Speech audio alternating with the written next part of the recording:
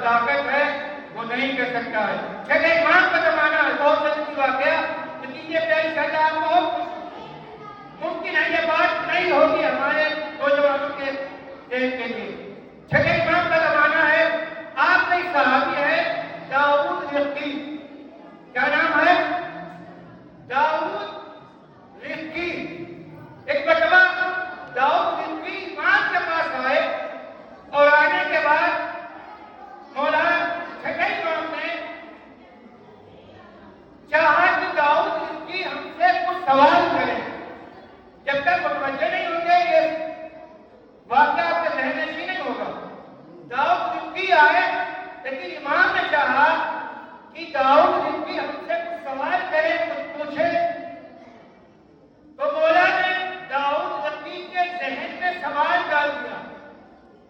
جیسے ہی امام نے داؤد رقی کے ذہن میں سوال ڈالا, فوراً ہی داؤد رقی نے امام سے سوال